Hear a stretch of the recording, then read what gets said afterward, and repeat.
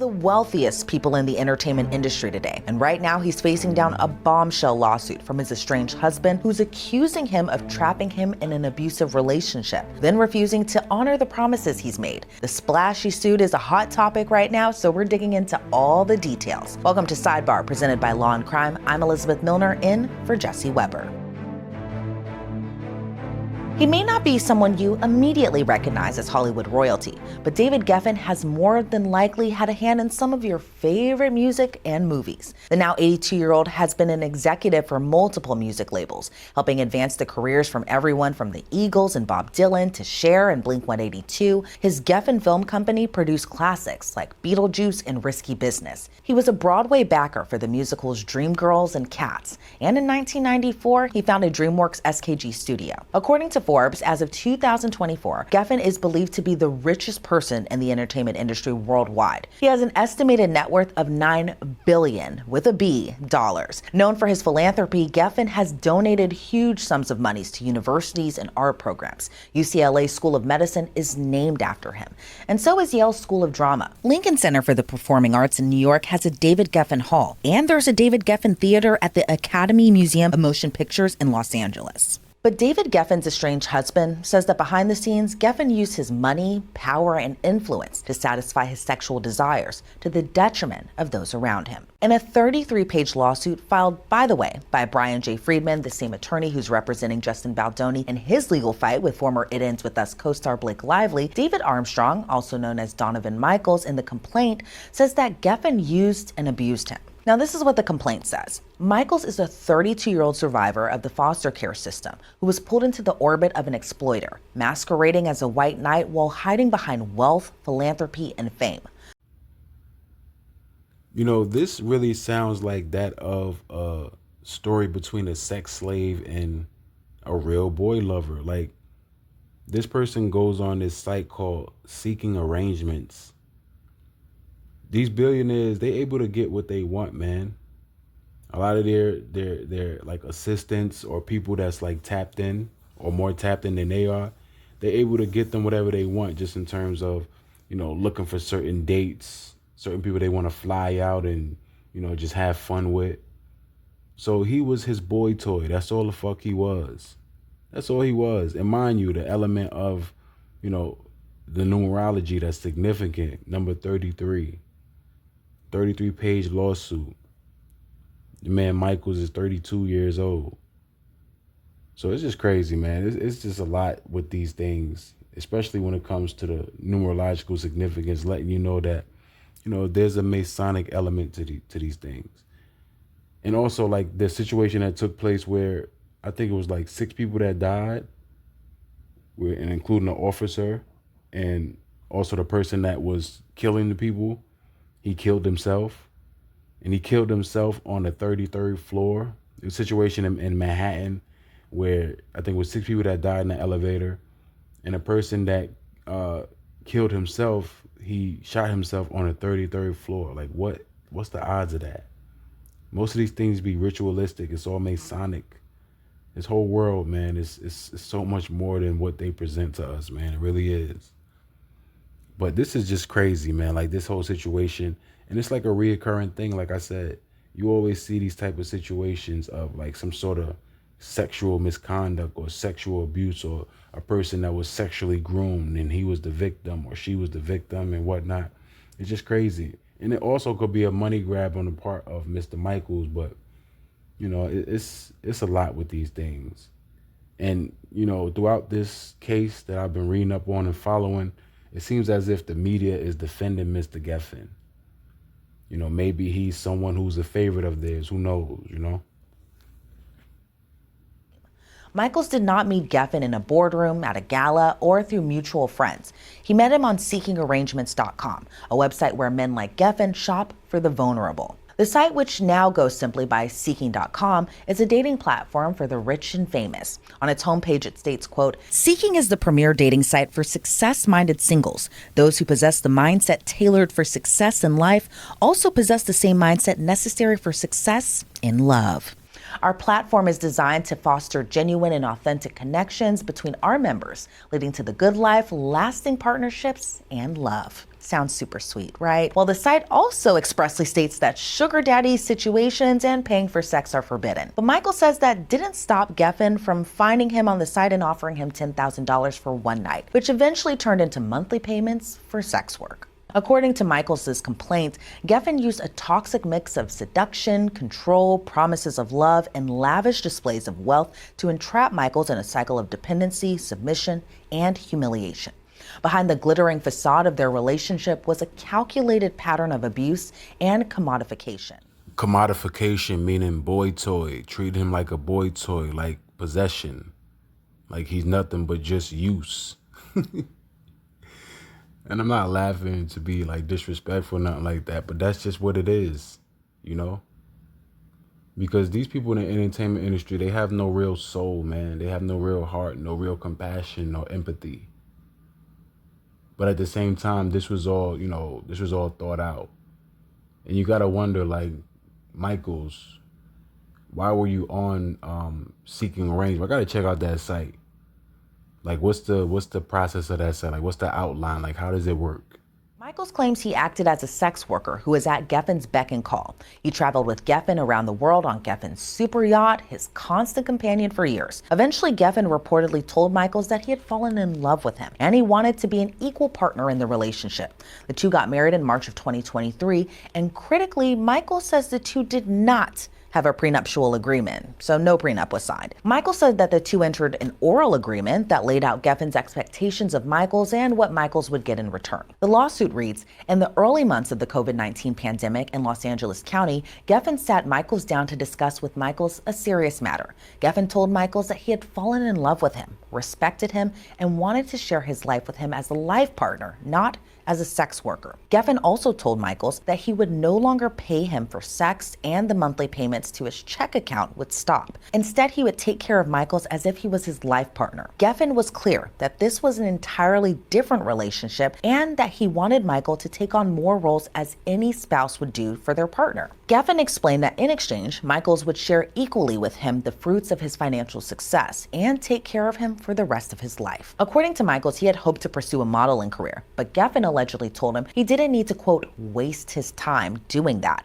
and didn't need to make his own money. The lawsuit states Michaels would forgo his modeling career and render certain social, emotional, and domestic services to Geffen and the couple, which included, but was not limited to, being Geffen's confidant, rendering emotional support and companionship to Geffen, being a travel companion to Geffen as his partner, not sex worker, offering Geffen constant advice on health and wellness, supporting Geffen's social, charitable, and political aspirations, performing services as a house manager by helping to coordinate with Geffen's staff, help to coordinate and throw parties and events, providing various home remodeling and maintenance services, and caretaking. Interesting comment here in the comment section. Another day, another rich sociopath behaving like a sociopath in a society that rewards sociopaths and shields them from the consequences of their actions.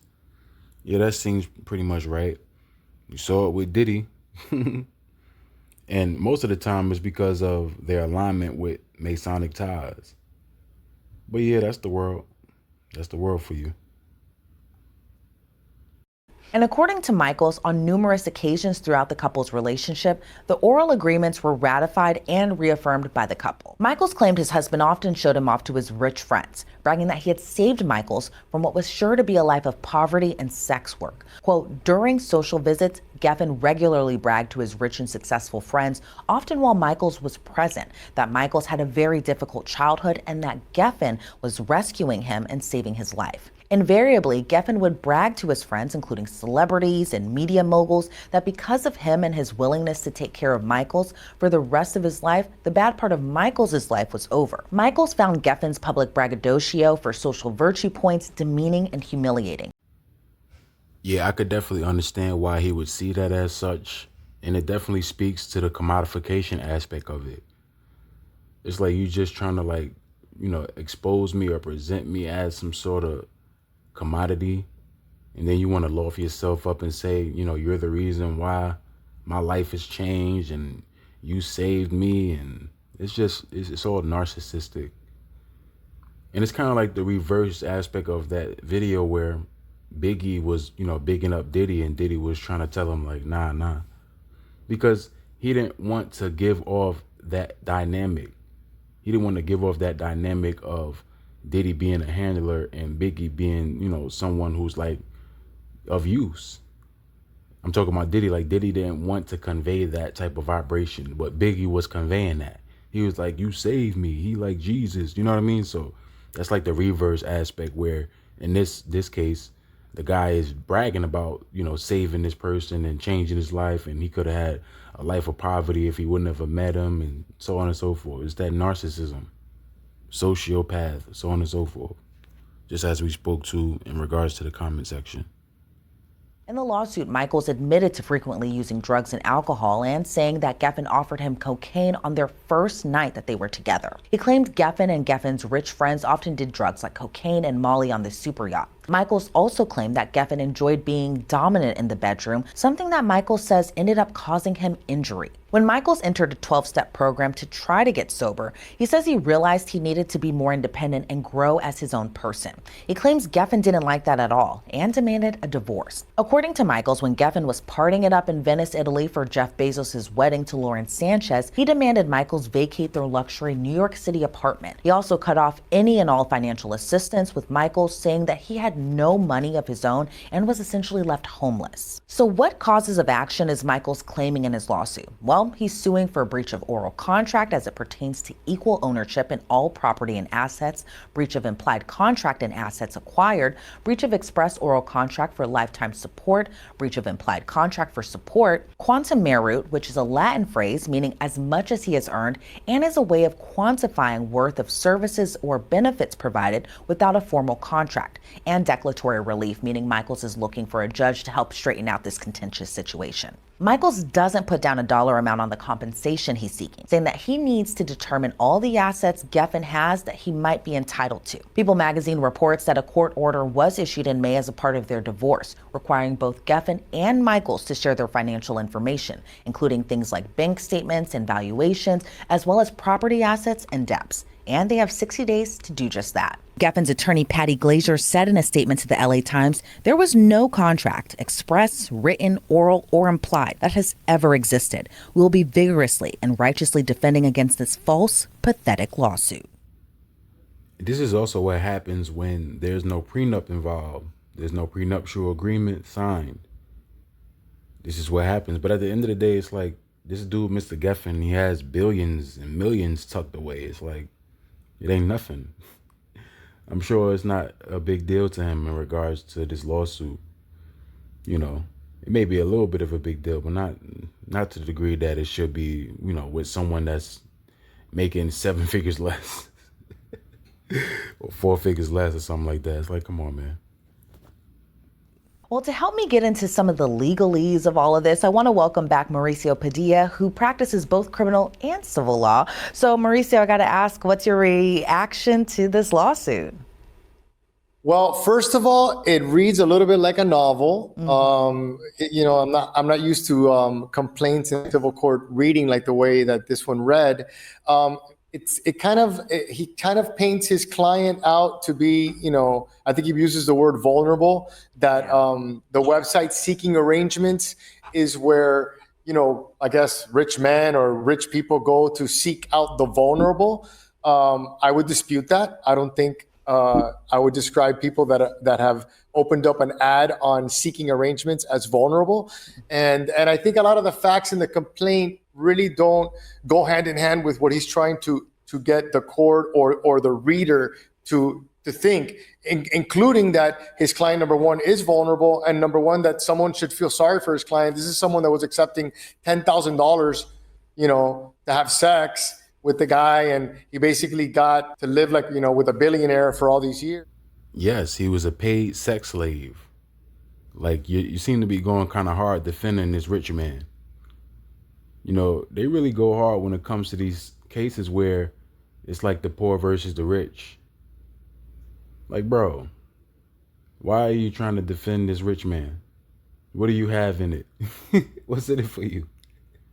But all jokes aside, man, at the end of the day, when it comes to these type of situations, It's a telltale that this was a rapport between a Catamite and a boy lover. That's what it was.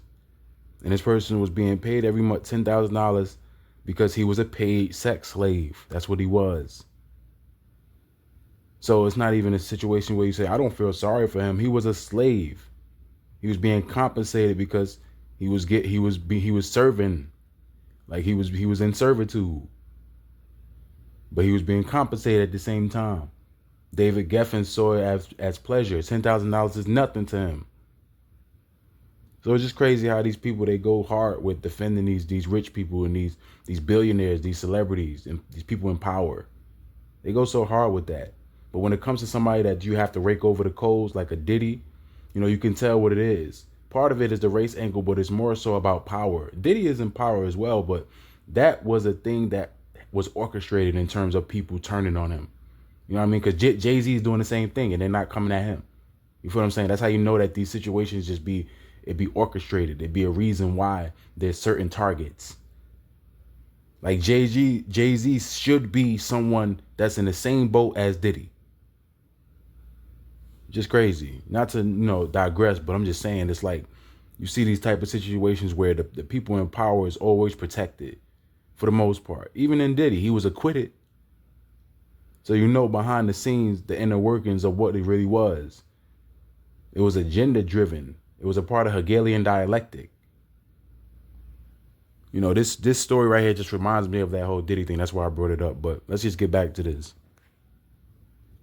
He basically got to live with a billionaire for all these years. So I don't know. I read it. I also feel that I was kind of anticipating that a lot of these arguments would have been made in the divorce case. I understand that Geffen did file for divorce in May. And at least in Florida, some of these counts may have been decided, which is where I practice civil court, is in Florida. Some of these counts may have been addressed by the divorce court. So maybe there'll be some type of pleadings in California regarding, hey, listen, we're already in court on the divorce matter. We have a judge, and some of these counts could be, inextricably intertwined with the divorce, and the divorce judge would be the person best to make that decision. And are you surprised by some of the allegations in it in terms of just these oral agreements? In terms of the oral agreements, how binding are they? If there's nothing formally written down and perhaps no witnesses to these statements, does it just become like a he said type of thing? Or do you think that Michaels' attorneys, they reference both the implied contract and express contract? Kind of, what's the difference between all these legalese in terms of this written and oral contract, the versus? Right. Well, listen, I mean, there's some situations where an oral contract could be binding on people, but there's so many restrictions on when an oral contract would not be binding that, in my experience, it's rare to succeed because there's so many restrictions on when you really should put something in writing. And then there's something called the statute of frauds that applies to Florida, California, and all states in the United States, where it gives an outline of when an oral contract is not appropriate. Like, for instance, you cannot do an oral contract when it comes to anything regarding real property.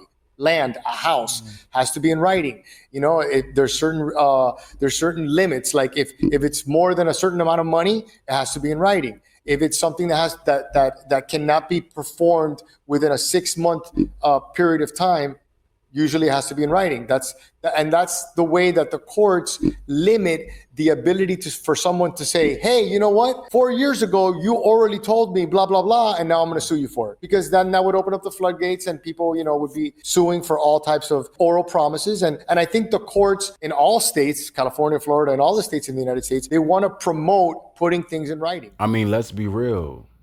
Shouldn't everything be in writing? Like, why are we going off of anything that's oral? We don't have any proof that this was said, unless it was recorded. That's the only thing that you could really bring that would be valuable.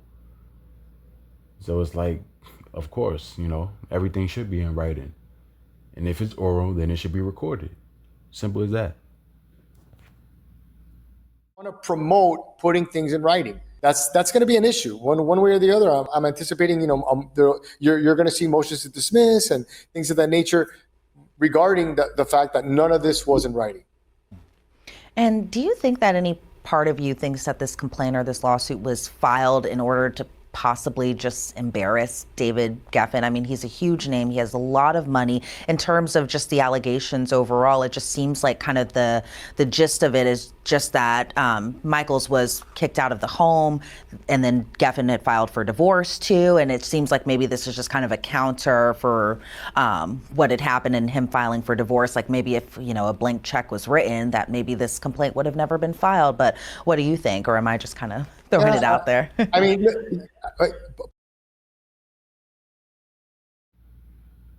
You see what I'm saying about how they go to great lengths, or not great lengths, but they go to lengths to defend the one that's in a position of power. You know, the party that's on the side of the rich. Talking about how this person seek to embarrass Mr. Geffen. At the end of the day, this person is a billionaire. This person was doing certain things to the young man that was kind of heinous to him, as well as the sexual aspect, him being abused, him being used as a catamite, as commodity, even though he was being paid, but there's other elements to it. I don't think this was a situation where he was trying to embarrass Mr. Geffen. I mean, Mr. Geffen is a celebrity. He's subject to embarrassment. People talk about celebrities. Like, I don't think embarrassment to him is a thing. You know what I mean? Like, he's a celebrity. He's famous. You know, so it's not even a thing of that. So I just feel like they're going like kind of hard with defending this guy. In ancient Greece and Rome, a catamite, Latin catamitus, was a pubescent boy who was the intimate companion of an older male, usually in a pederastic relationship. It was generally a term of affection and literally means Ganymede in Latin, but it was also used as a term of insult when directed towards a grown man. And it's pretty much what you see in this dynamic right here, where, you know, David Geffen is pretty much like 50 years older than this guy. This guy's 30 years old. David Geffen is 82 years old. It's crazy. Like, he's 50 years older than him. When David Geffen was 50 years old, this person was a baby. So now you have this dynamic where, you know, the roles play out where the catamite and the grown man that's a boy lover. Right? It's just crazy. These are things that took place, you know, back in the days, back in ancient times, antiquity. And it's the same thing.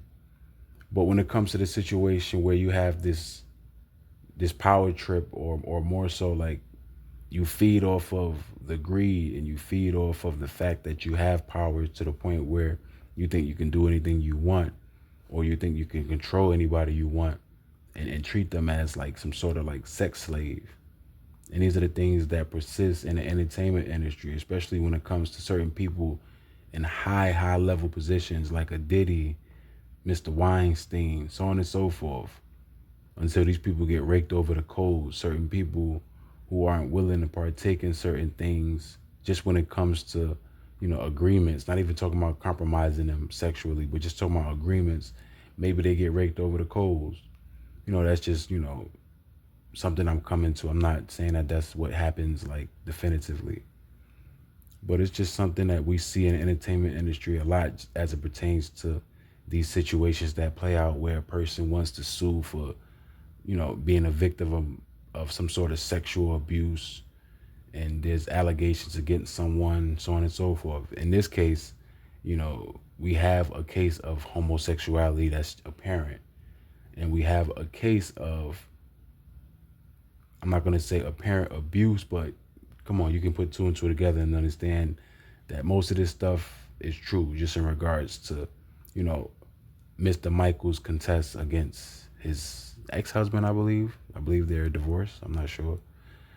It's just crazy even saying that, like two men being married. It's just, oh man, just crazy. But that's the world we live in. This is Sodom and Gomorrah. And, you know, this is why we cover things like this, because this is a part of this Sodom and Gomorrah type of spirit or world that we live in, where this is pervasive.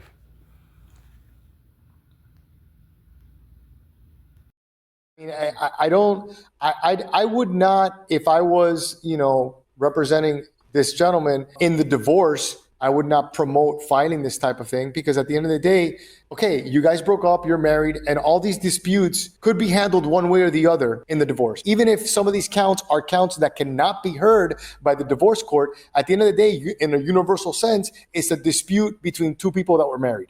So you could have let that play out instead of taking the opportunity to file this lawsuit. So yeah, I think it could be a grab for attention, and it could be an opportunity for them to include things that maybe in the divorce would have been irrelevant, would have been a subject to a motion to strike. And honestly, like when I read it, which I'm thinking maybe a judge is going to feel the same way, there's a lot in there that really goes beyond what you would expect in a legal pleading about feeling bad for him, and all the things that he suffered, and it really goes into a narrative that goes beyond in detail and in trying to garner sympathy for his client that you usually don't see. And at the end of the day, I don't know how many people are going to be feeling sorry for this guy. It is what it is. And I read on there that they got married without a prenup. Right. So, I practice family law, and I'm going to tell you that if you're a billionaire, you marry somebody without a prenup, he has a payday coming. Yeah. You know what I mean? Like he's not going to walk with nothing. I believe that this could have been premature. And then you're forcing him to lawyer up and really defend this. And his position, Geffen's position, is going to be like, now you came for my throat. Yeah, You've made all he's these gonna get allegations. You aggressive. filed a separate. So now I'm going to fight you on the divorce case. And imagine, in any time that you are litigating against a billionaire, that's an issue too, because you're talking about unlimited resources. They're going to come at you hard. So yeah, I don't know. I don't know what his game plan was. Yeah, you people are being presumptuous. I'm not going to say he had a game plan. I'm just going to say he was a victim. But at the same time, I could be wrong. He probably did have a game plan. And kudos to him. You're going to come up off a billionaire, do what you got to do. It is what it is. That shit is like pennies to Mr. Geffen at the end of the day. So we're in Matthew chapter 11 and verse 1. And it came to pass, when Yahushua made an end of commanding his 12 disciples, he departed thence to teach and to preach in their cities. Now when John had heard in the prison the works of Christ, he sent 2 of his disciples, and said unto him, Art thou he that should come, or do we look for another? So is this the Messiah? Yahushua answered and said unto them, Go and show John again those things which ye do hear and see. The blind receive their sight, and the lame walk. The lepers are cleansed, and the deaf hear. The dead are raised up, and the poor have the gospel preached to them. So Yahushua is pretty much laying out, like, this is my work. This is me. I am the Messiah. And blessed is he whosoever shall not be offended in me. And they departed. Yahushua began to say unto the multitudes concerning John, What went ye out into the wilderness to see? A reed shaken with the wind? Because it's like, what were you expecting? Because they expected John to be some, mighty glory man, even though he was, but not to the degree in which they were expecting, because he was humble and meek, just like Elijah.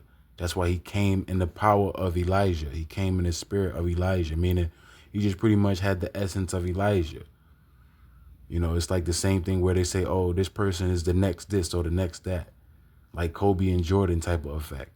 That's all that was. And it had nothing to do with reincarnation.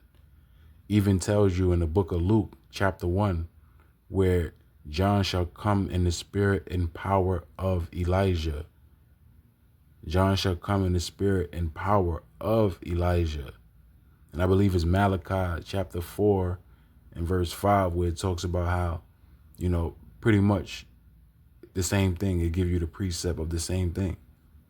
Right? But let's continue to read on. The blind receive their sight, and the lame walk. The lepers are cleansed, and the deaf hear. The dead are raised up, and the poor have the gospel preached to them. And blessed is he whosoever shall not be offended in me. And as they departed, Yahushua began to say unto the multitudes concerning John, What went ye out into the wilderness to see? A reed shaken with the wind? But what went ye out for to see? A man clothed in soft raiment? Behold, they that wear soft clothing are in king's housing. So just when it comes to the understanding around that time, you had a lot of these people that were Catamites. They were pretty much sex slaves to grown men. and they wore soft clothing. They wore nice, stylish clothing that of what you would see now today with, these stylists, these homosexual stylists. So a catamite, just going into the understanding of a person that was beholden to a grown man who was pretty much a lover of that man, and vice versa. That man was a boy lover, right? He was pretty much like Ganymede. That's where it comes from, the understanding in regards to the whole Catamite situation or Catamite history, or what it goes back to. When it comes to the Romans and what they partook in sexually, the immoral aspect of what they partook in when it comes to the sex was something that was big around that time in Rome. And just when it comes to, the mythologies, this is where you get the concept of, Ganymede, or the understanding of the cupbearer, so on and so forth, all going back to the Catamite, the Bacchus, the understanding of who else?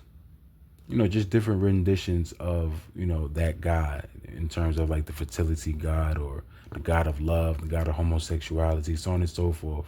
Skipping my mind right now, but just in terms of, the usual ones that I mentioned, like Bacchus or Pan, it's all under the same umbrella of Ganymede, or just the Catamite, or the homosexual God, right? So just in context of the video, even though I'm going on a tangent a bit, just something I, wanted to go into, because it's important for us to understand certain things that are interconnected, as well as things that is just good for us in the overall grand scheme of things. When it comes to the scriptures, we always touch on things that are, not necessarily like unrelated, but, for the most part unrelated. But there are some, similarities just when it comes to the overall context of the video. Right? So, but what went ye out for to see? A prophet? Yea, I say unto you, and more than a prophet. For this is he of whom it is written, Behold, I send my messenger before thy face, which shall prepare thy way before thee. Verily I say unto you, among them are born of women, there have not risen a greater than John the Baptist. See, a lot of people get this confused with reincarnation. This is just talking about the understanding of the new covenant when it comes to the new kingdom that's imminent, where you're gonna be, the least person that's like spiritually mature is gonna be a better person than John the Baptist. And John the Baptist is not used in a disrespectful way. He's used as the standard for greatness. That's why he's saying, there's gonna be a greater than John the Baptist. It's just talking about, in terms of the understanding of the new kingdom that's at hand, that's to come, where everything is going to be righteous. So the last, beacon of righteousness, which was John the Baptist, as well as, John of Patmos, Elijah, so on and so forth, it's going to be greater than them because of how vibrant and how, spiritually righteous things will be, as opposed to, what it was before the new kingdom at hand. That's what it's going into. It's not going into reincarnation. So just reading again. Verily I say unto you, among them that are born of women, there have not risen a greater than John the Baptist. Notwithstanding, he that is least in the kingdom of heaven is greater than he. You see where it says he that is least in the kingdom of heaven is greater than he. So even the least spiritual person is greater than a John the Baptist, because no one before the new kingdom is going to be greater than John the Baptist, just in terms of what the scripture is laying out here, going into the comparison between, the new kingdom that's at hand and, what was before it. That's all it's getting into. It's not talking about reincarnation, right? And from the days of John the Baptist until now, the kingdom of heaven suffereth violence, and the violent take it by force. For all the prophets and the law prophesied until John. And if ye will receive it, this is Elijah, which was for to come, came in the spirit of Elijah. Not saying that this is actual Elijah. He said he came in the spirit of Elijah, just as it tells you in the book of Luke, when it goes into the understanding of how he will come in the spirit and power of Elijah, because Elijah represented something that was so pure, and he was a standard, as well as the understanding of how, it was told that John would turn the hearts of the children and the fathers to Yahweh Shah, turn the hearts to the Most High in regards to, giving them the understanding so they can direct themselves to the Most High and His Son. That's what that represented. So let's get into it. Let's get we can get the book of Malachi. Malachi chapter 4, starting at verse 5. Where it says, "Behold, I will send you Elijah the prophet before the coming of the great and dreadful day of the Lord. And he shall turn the heart of the fathers to the children, and the heart of the children to their fathers, lest I come and smite the earth with a curse." Right? And so we go to Luke. We go to Luke chapter 1. So it's just giving you an understanding of John's lineage, going all the way back to Aaron, just in terms of verses 1 through 9. So as we read in verse 10, as well as the understanding of Zechariah, who, was pretty much espoused to Elizabeth. Elizabeth could not have a child, but, she was blessed. Zechariah and Elizabeth were stricken in age, but they were able to have child, as we read on and understand. "And the whole multitude of the people were praying without at the time of incense. And there appeared unto him an angel of the Lord standing on the right side of the altar of incense. And when Zacharias saw him, he was troubled, and fear fell upon him.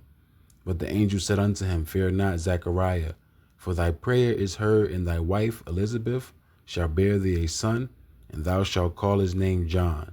And thou shalt have joy and gladness, and many shall rejoice at his birth. For he shall be great in the sight of the Lord, and shall drink neither wine nor strong drink," right? Because he was a Nazarite. That's what he was. He was a Nazarite. Nazarites couldn't drink anything of the vine, and they couldn't cut their hair for a certain period of time. "And he shall be filled with the Holy Ghost, even from his mother's womb." So this is how we establish how special John was, right? "And many of the children of Israel shall he turn to the Lord their power." So just going into the understanding of what we read in Malachi about Elijah, this is just letting you know further that Elijah was just someone who was the standard, and John was coming in the spirit of Elijah, as well as fulfilling the prophecy that was supposed to be for Elijah, right? Just in terms of, teaching Israel the way and turning their hearts towards the Heavenly Father. "And many of the children of Israel shall turn to the Lord their power, and he shall go before him in the spirit and power of Elijah." Right there, it tells you plain and simple. "To turn the hearts of the fathers to the children, and the disobedient of the wisdom to the just, to make ready a people prepared for the Lord." And then we go into the understanding, in regards to what we read in Matthew chapter 11, or what we have read in Matthew chapter 11. Right? "And Zacharias said unto the angel, Whereby shall I know this? For I am an old man, and my wife is well stricken in age.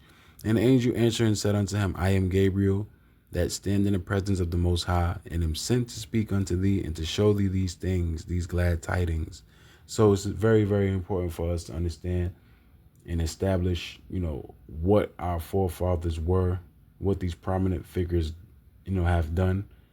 Especially being that they were the last prophets, they were the great prophets on the earth, prophesied, and they were able to give insight into, certain things that we're aware of now, based off of just the blessing that the Heavenly Father gave us and the mercy.